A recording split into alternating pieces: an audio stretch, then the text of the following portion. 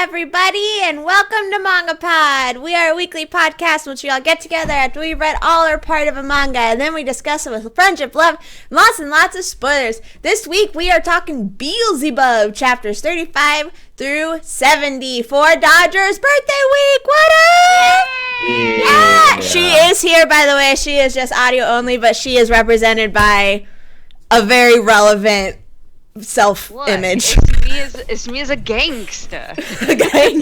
Pompadour. Relevant for this manga. Pompadours. I love it. Well, I'm Erin, a happily Erin, your host, and with me are two of my three lovely co-hosts. Have everybody go around and introduce themselves, please. Wow. I'm Duger, and this is my birthday pod, and I feel like I used it wisely because I haven't had a reason to get people to read more Beelzebub in a while, so... It has been so long. It's been too long. It has been a very long time.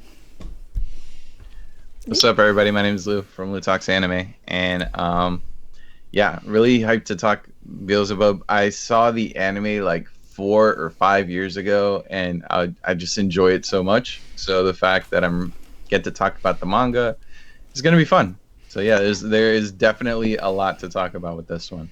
Mm-hmm. Yeah, we hit a lot of different things. Dumb. so dumb. Well, before we go any further, since it is a birthday pod, that means that Lou and I will serenade the birthday girl. Oh my god. So gosh, beautifully and so excited. Completely on key. Alright. You ready? 5, 4, 3, 2, 1. Happy birthday to you. Happy birthday to you. She's helping us. She's singing along with us. Happy birthday to Dodger Duger. Happy birthday to you. Hey, we did it. We had a third person, including my baby, for taking part in that. I was gonna say we had a third person for that. It was perfect. Harmonizing with us. Well, if you guys have never joined us for a manga pod before, what we like to do is give you a short spoiler-free description of the manga that we read, aka summary, and then we will give you our spoiler-free recommendations, whether we think you should spend time going to read this manga or not. That way, if it sounds like I said monger, but that's not the word I meant. That way, if it sounds like something that you are interested in, you can take your leave, go and read the chapters that we read, then come back and watch our discussion of this on YouTube, which will be uploaded later. The first time we read this was back, like, episode 30 of MangaPod, and we're on, like, 200 and some. So it's been a very long time since we have read this. I think it was, like, 2012 was the last time we read this. But that MangaPod is hosted up on my channel, so if you want to go and watch that, you most definitely can. I'm going to go ahead, Duger, would you like to read the description? Holy shit, I sure would. Okay, hold on. Just hold on. I'm holding. Just hold on. I'm holding. Okay, now you're good. Oh, sick. Alright. Oh, fuck. Apparently my anime list has updated their privacy policy. Great, thank you for telling me. Alright. Ishiyama High, land of the delinquents. No matter how tough you think you are, you don't mess with an Ishi High student. One of the most infamous students is first-year Tatsumi Oga, called Demon King by those he's defeated. One day, while Oga is finishing off a gang that's attacked him, he stumbles upon an infant. In a rare moment of kindness, Oga tries to care for the baby. As a result, the child becomes overly attached to him. In a panic, he brings the baby to his best friend, Takayuki Furuichi's house. While there, they're attacked by Hildegard, a demon maid who says the baby is actually Kaiser de Emperana Beelzebub IV. She also reveals that he was sent there to destroy humanity on a whim of his father, Beelzebub III, great demon lord of the demon world. After failing to remove baby Beel from Oga, she declares he must raise him. Oh my goodness. I know. You're very excited about this manga. Me too. Yeah, Yeah, she declares he must raise him, as moving more than 15 meters away will result in instant death. With his delinquent past and unfriendly nature, Oga must deal with the burden of raising a demon baby. Yeah. Good shit, guys. Good. Awesome. Thank you. Who would like to go first with their spoiler-free recommendations? I want to go first. Hit it, Lou. All right. I enjoyed this way more than I expected to, even though I really liked the anime. I thought it would, because I don't remember any of this being adapted. So maybe it, like, the approach to how that was handled was different, because like when I saw the batch of reading that we did and I considered how long the anime was, I was like, all right, there's a good chance that I've seen all of this, so I'm not going to worry too much about it. And that wasn't the case. A lot of this felt new and fresh, and I really liked it. Like, it's, maybe I'm just forgetting that any of this happened. Like, I do remember a few minor jokes, but they could be running gags from earlier parts of the manga. I recommend it for anyone that's into that kind of like over-the-top comedy and is also kind of in the mood for a battle shonen, because there is a lot of fighting in this manga. So yeah, I definitely recommend it. I had a good time with it. Awesome. Also Hilda's a waifu. She is. Very much. She's like a literal waifu. Yes. Duga? Sorry, my baby keeps making lots of Oh, you're she's fine. really jealous that we're talking about another baby, apparently. Just as Beelzebub. I absolutely love Beelzebub. I'm trying to remember why I originally read the manga in the first place, but when we read Grand Blue, I felt like the comedy in Grand Blue was kind of like along the same lines as Beelzebub, like just the way that they use just different faces and comedic timing is so funny in this manga, while also, yeah, being a battle manga. So it really like ticks a lot of boxes for me. I think it's just so funny. So I'm really glad that we got to read more of it, and I definitely recommend it to anybody who thinks that sounds like it's kind of up their alley. If you like stuff that's about just people who are kind of terrible but also have hearts of gold, this is up your alley. Yeah. I agree. If you're looking for a battle shonen, this has plenty of fights, and it also has really great characters that are fun to watch fight, which when you have battle shonen, you really need to have characters that you enjoy watching them fight. And it's just so dumb, but in the best kind of way. Like, it can be real stupid, but it's just so great at the same time. And warning, there's always a naked baby. There's a naked baby always. Because they never put clothes on it. Dragon Ball style baby dick all the time. It's amazing. It's like this. I think it ends at like 200 chapters. I think it's like 200 chapters long. The manga is. It ended in 2015. 250 chapters. And I am so interested. I hope it's just a running gag where they never put clothes on the baby, but one time they do. And I'm very excited. I want to just see it happen one time.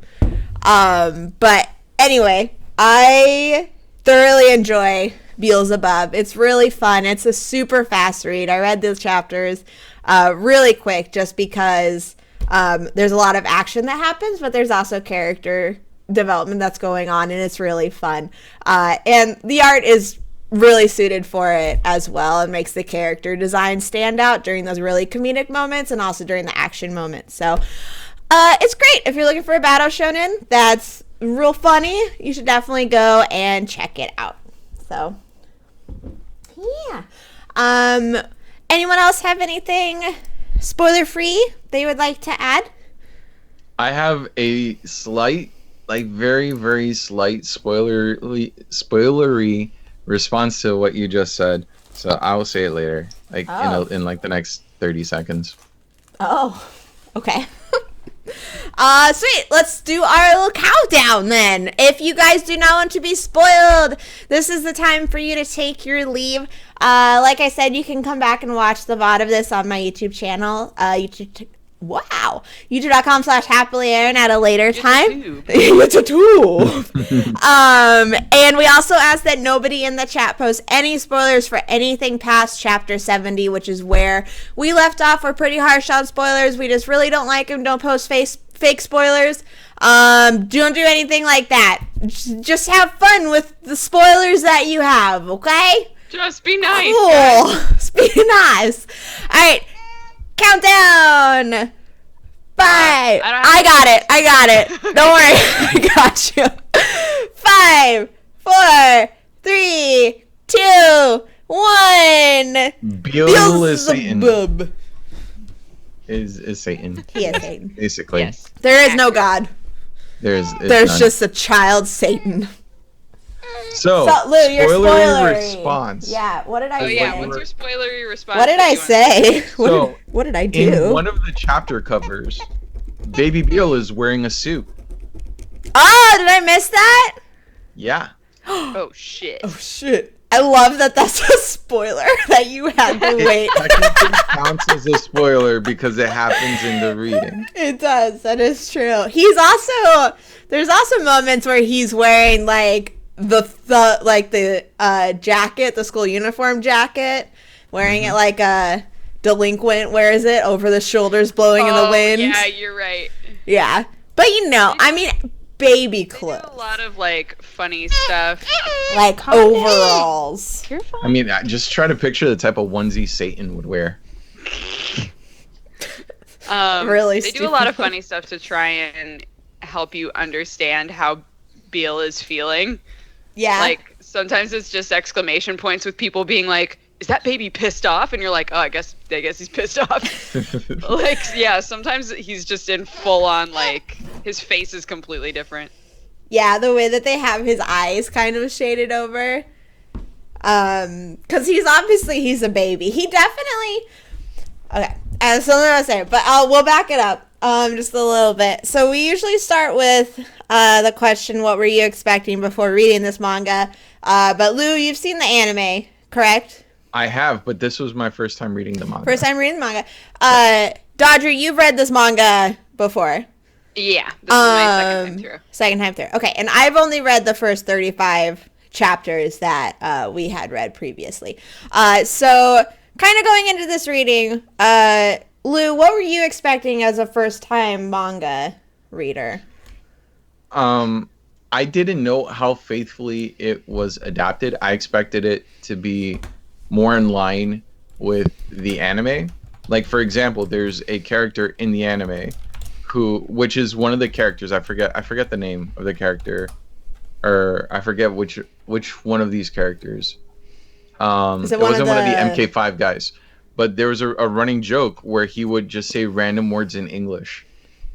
So like, to end sentences, he would say good night, and that was a running gag throughout the entire show. That wasn't in what I read.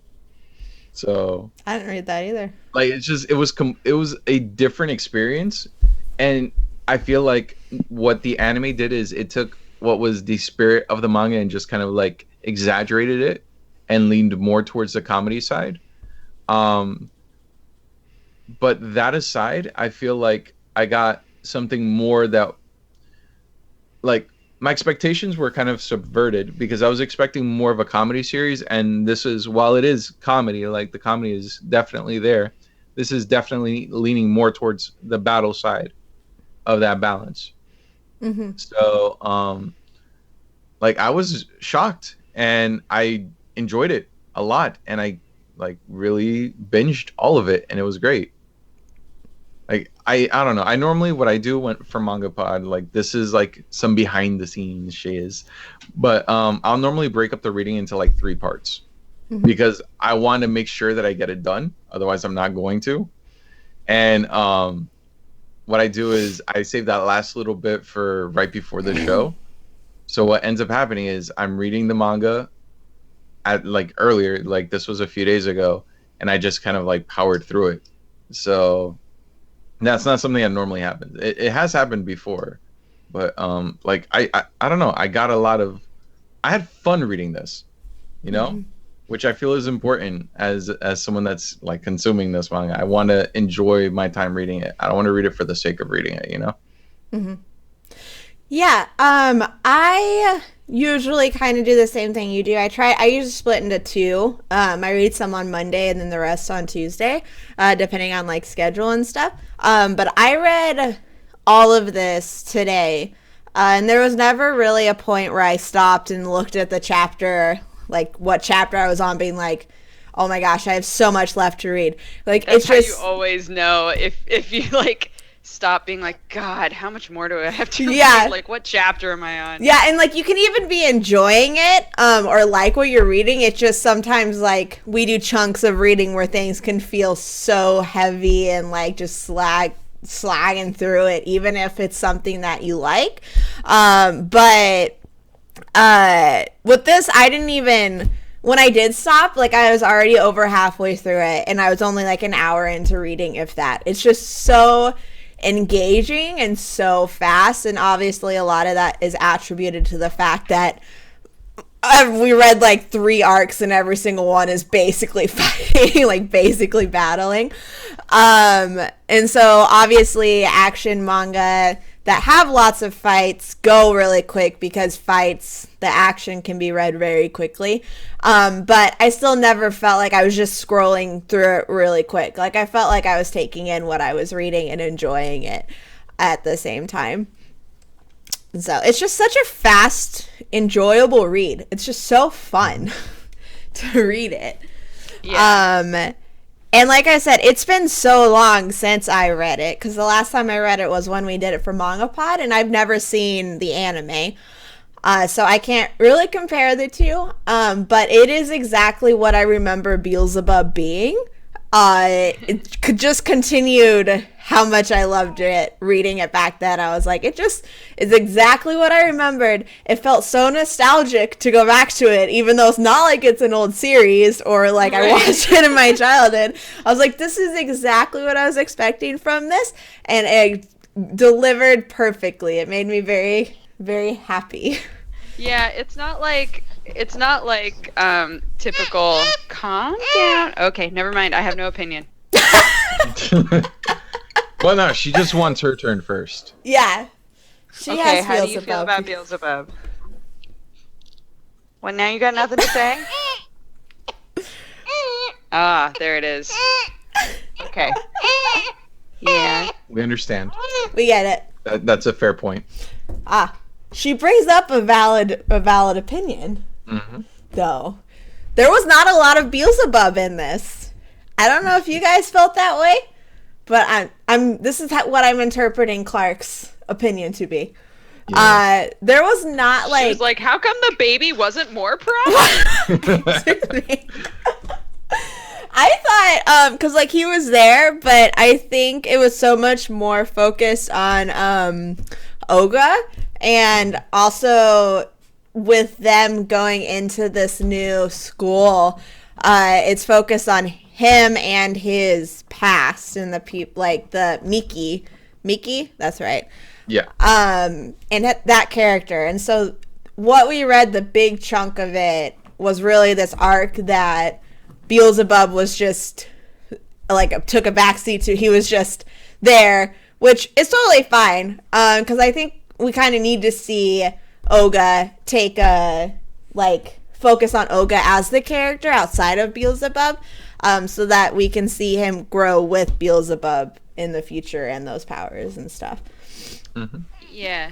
Why can't you let me talk? You're silent until I start trying to talk. Are you Jello? What's going on? Mom. What I was gonna say earlier is one of the things that I just love about this manga is that it is a battle manga and it has a lot of the battle manga tropes, but like you literally never have serious chapters ever. Yeah. Like it's not like in One Piece, right, where it's like goofs, and then a fucking incredible epic monologue that makes you cry, right? And like friendship stories where you're like, oh my god, I just want everybody to be so happy and be best friends forever. Like there's nothing emotional or intense that ever goes on. It's just like, I'm gonna teach this baby to be a badass. Yeah. That's it. That's the whole goof. Yes.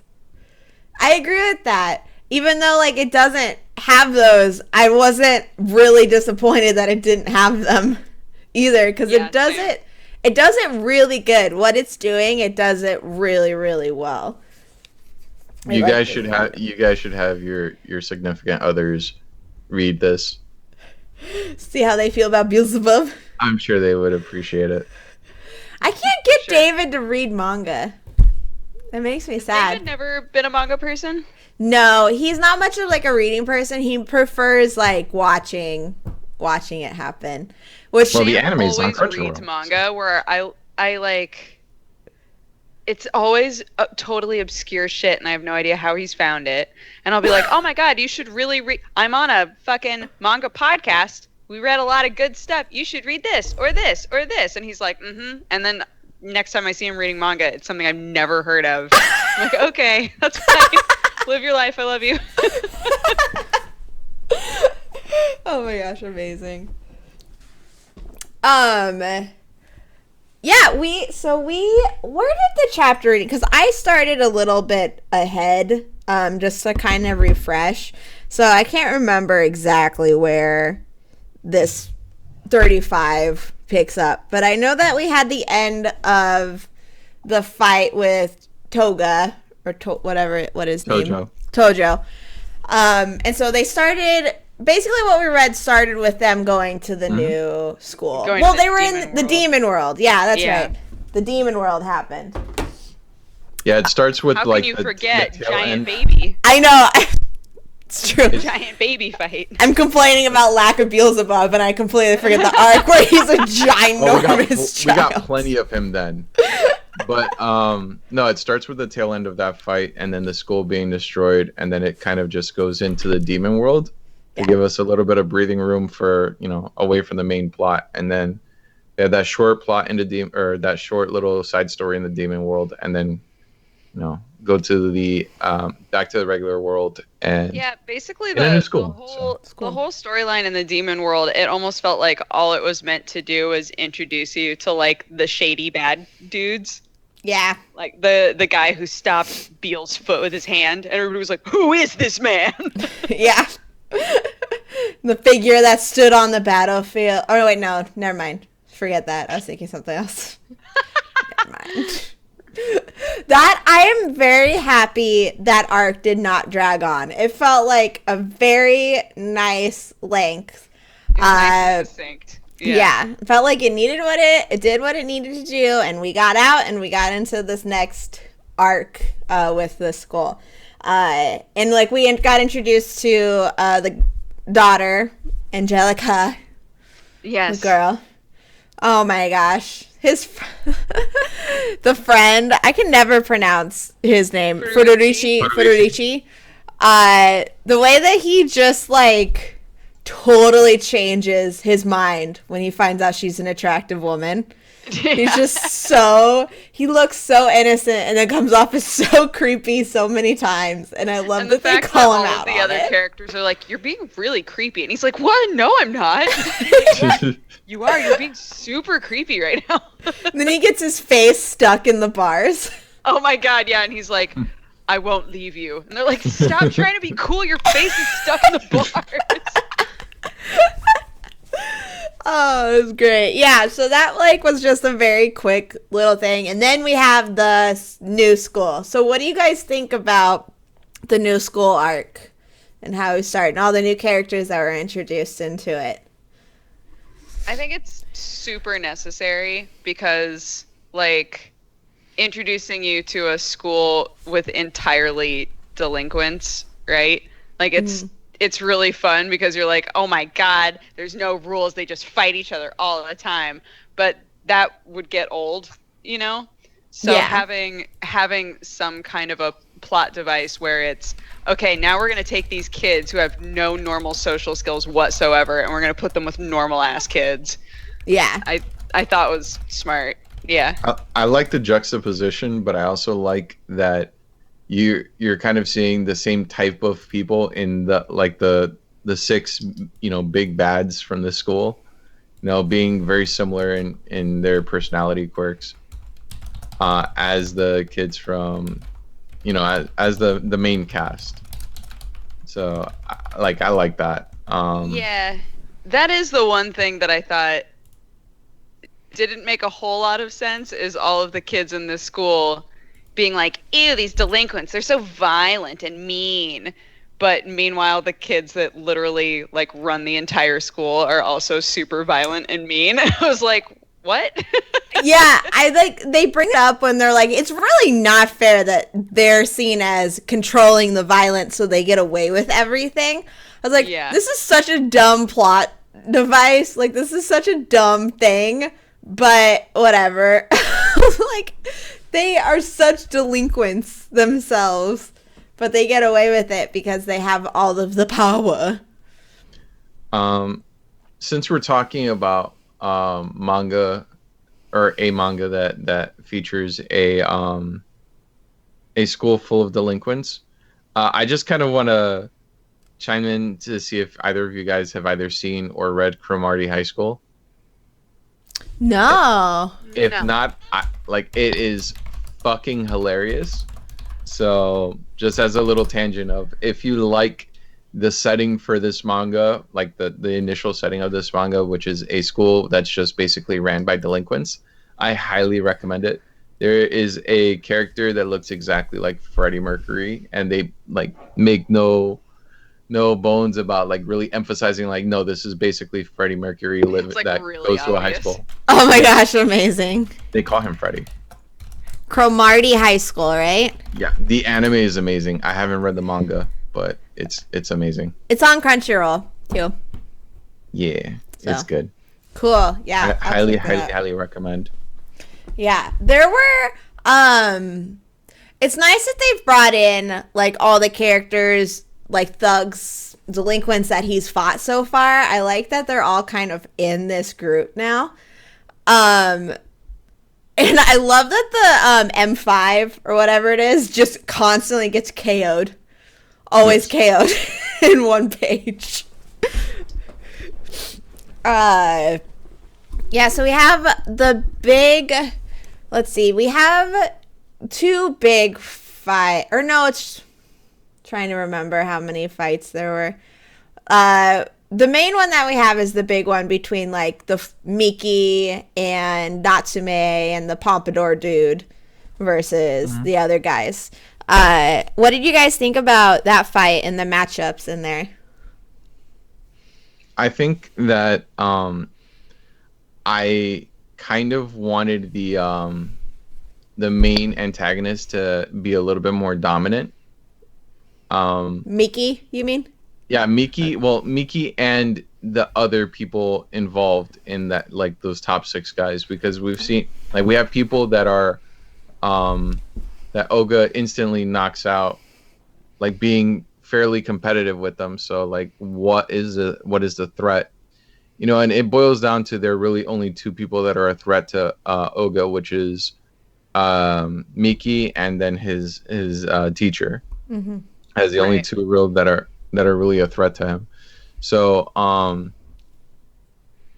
like the way that I dislike the way that they were presented, but I like the fact that the resolution for this is going to be a volleyball game instead of a straight up fight, because now there are narrative stakes, because we don't know how good they are, and especially since they made it a point to say, well, these are people that are training against college level teams, you know, so there's a level of concern for our heroes. Mm-hmm. Yeah, and just like the fact that they kept pointing out over and over and over again before that point that if a big like all out fight were to happen, they would all get expelled. And it's like, well, how do we create a storyline where that's not the case? You know, where like they don't actually wind up fighting technically, despite the fact that they're all fighters. So yeah, it makes it really interesting, and it's a very different way to do it that you weren't really expecting. It's not really what you get out of battle shonen. Like, you go into battle shonen and you don't always expect to get a sports team, a sports moment.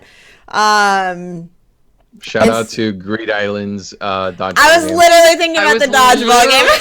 I was gonna say that. That's so funny. I was gonna say the Green Island dodgeball game.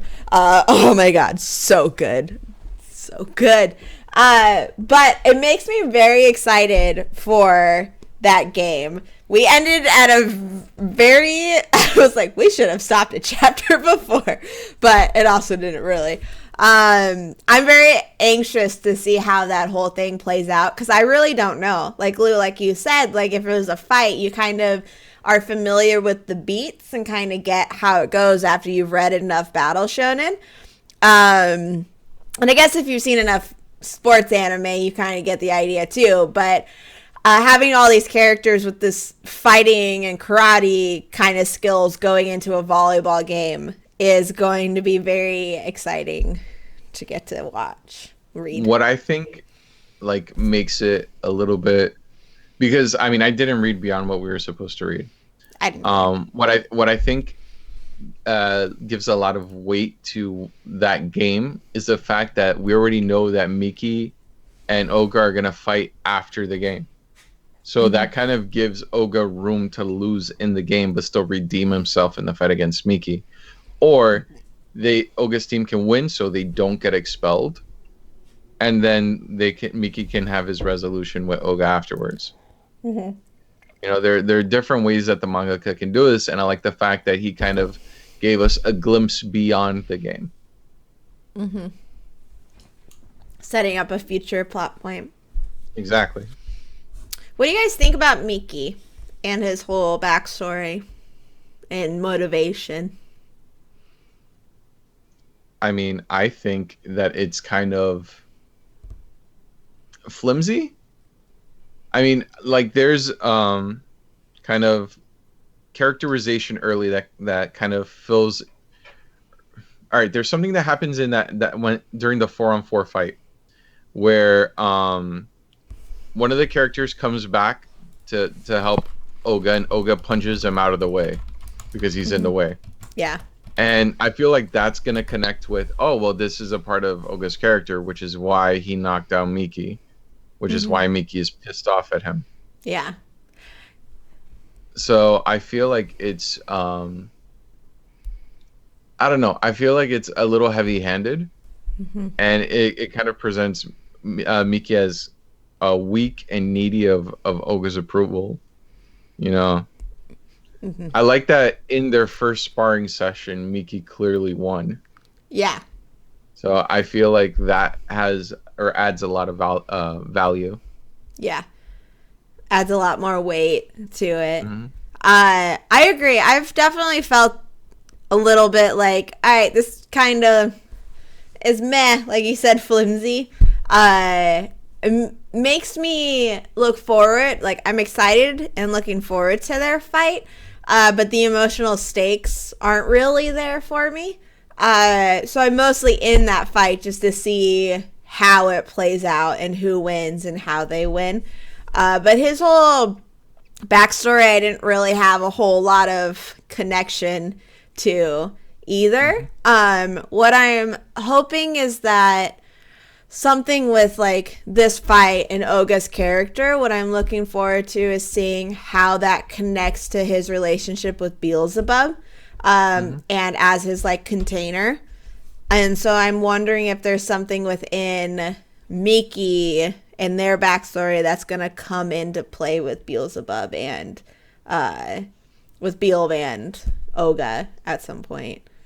You know, one thing that does bother me about this manga, and what you said kind of just like set these wheels in motion for me, is the fact that because Beal doesn't verbalize what he's feeling, like it's really hard to see the growth in his character.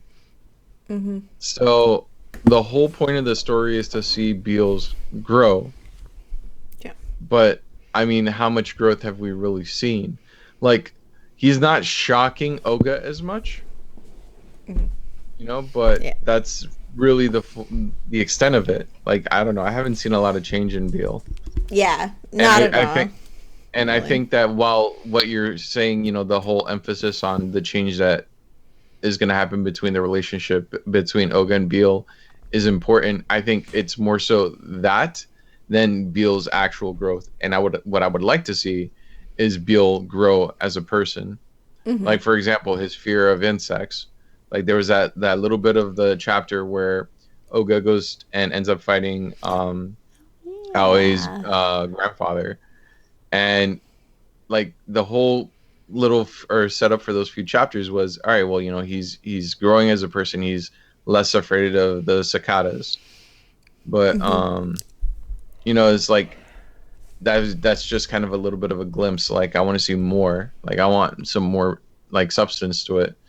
Like, maybe the fact that like that distance of 15 meters hasn't really changed.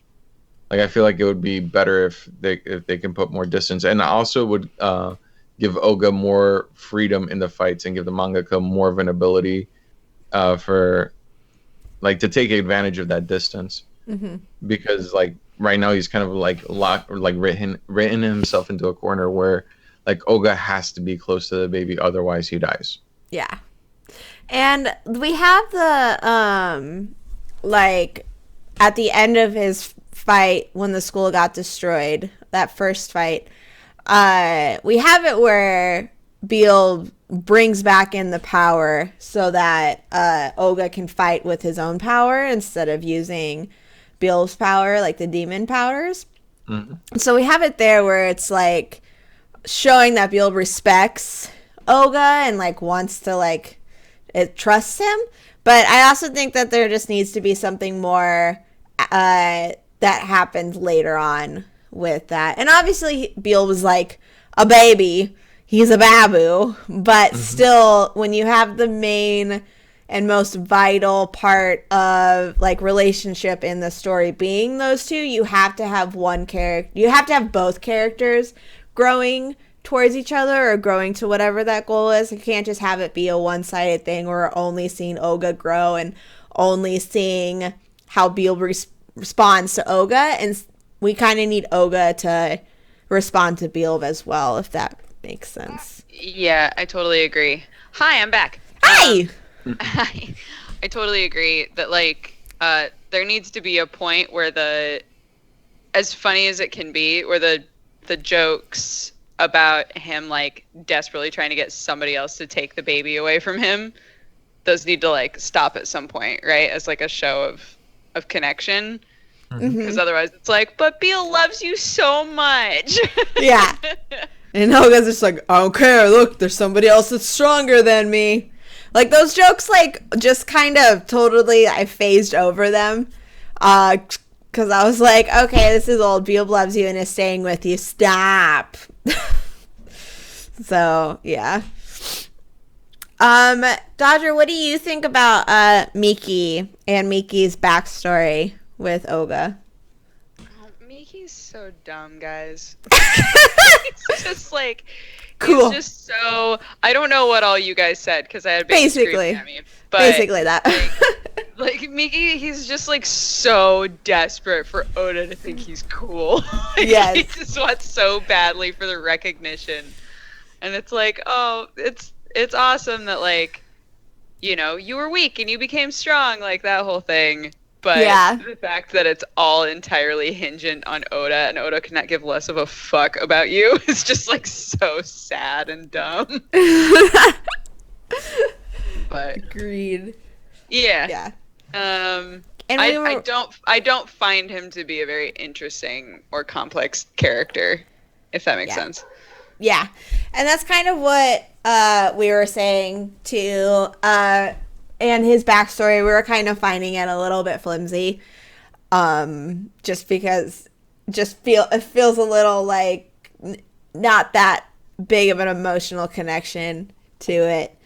We were saying, I hope that we learn something about his main dude's character from it and that it connects to Beel at some point.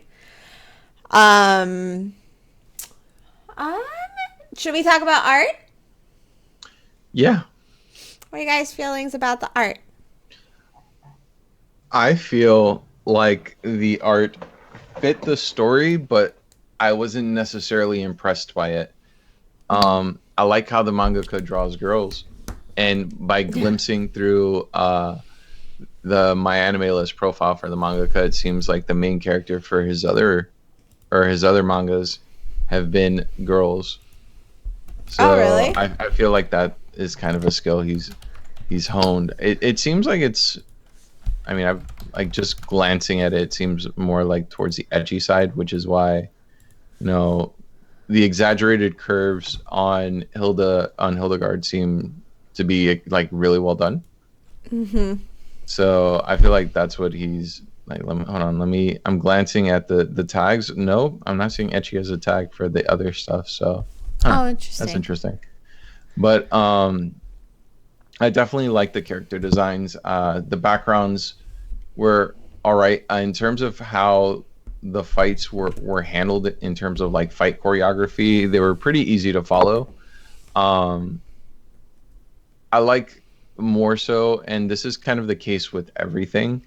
I like the one fights more.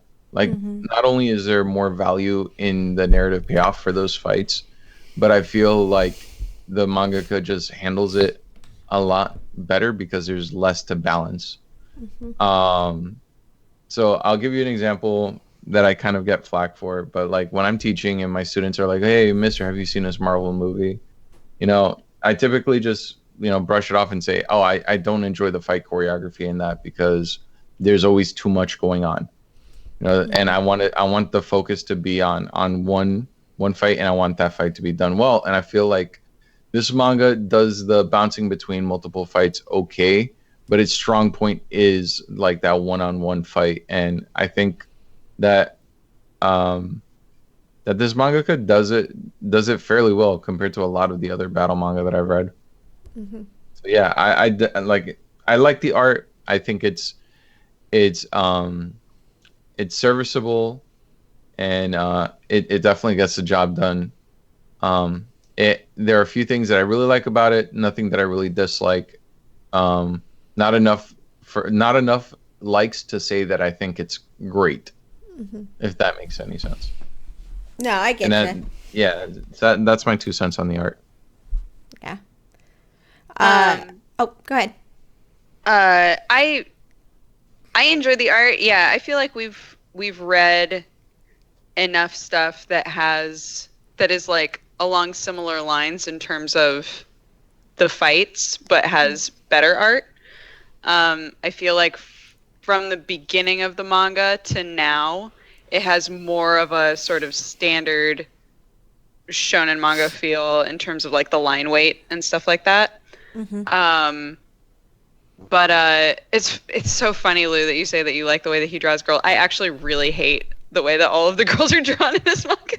Oh, really? I don't know why. Like, I just don't enjoy any of their designs. I don't think any of them stand out very well. But I like all of the delinquent boys, so I don't know. Maybe that's just a preference thing. But yeah, the art is... I think that it totally works for this manga, and it does the comedy bits of like changing the faces and stuff pretty well. So I like those moments a lot too. Yeah. What about Pompadour guy when his hair goes down? Oh my god, that was Beautiful. so funny. Boy. Great.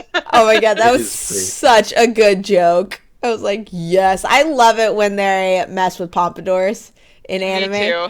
That happened in oh my gosh, what's the samurai? Shaman King. Doesn't that happen in there too, where the guy's pompadour gets chopped off and is like real wacky for a long time? God, I don't remember anything about Shaman King. Oh my god. You at least remember how great the opening is, right? Of course. Okay. Of course. Whew. Incredible opener. Whew.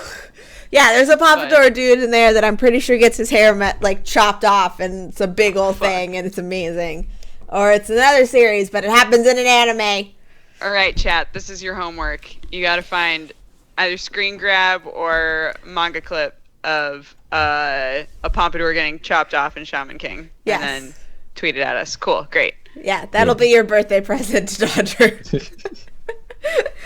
I agree with what you guys have both said about the art. It's nothing super special. It works for what it is.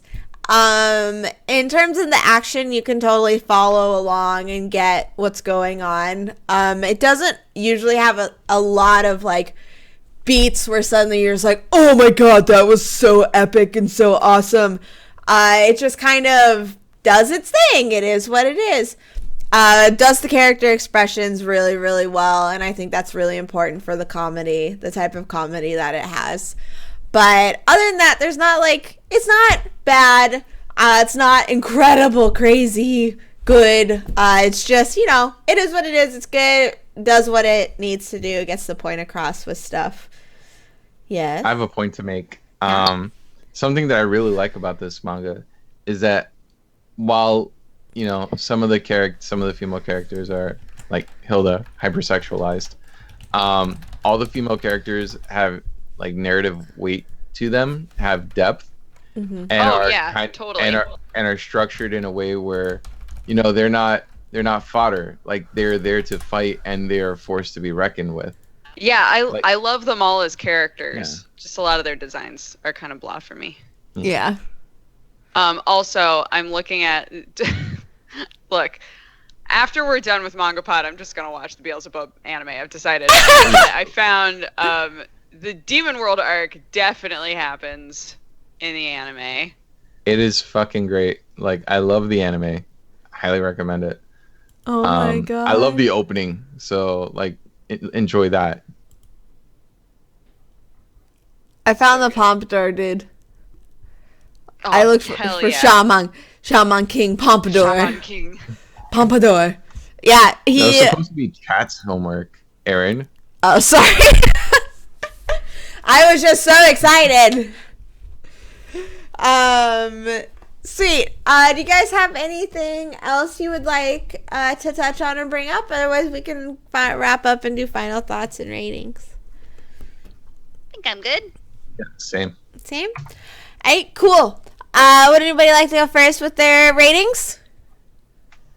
10s. 10s all around. All around. I don't remember. I don't remember what I gave it last time. I don't even remember if we had ratings last time. I was in here last time. This was true. a good like 6 months, maybe, or a year before I joined. Yeah. Yeah, it was. It was 2013. You gave it an 8.5, Dogs. That sounds about right. Okay. 8.5. I gave it an 8. Which just sounds about right. Yeah. I'm gonna give it. Yeah.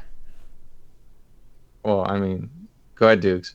No. I will surprise them with my score. I was just gonna say, yeah, the 8.5 sounds about right for me.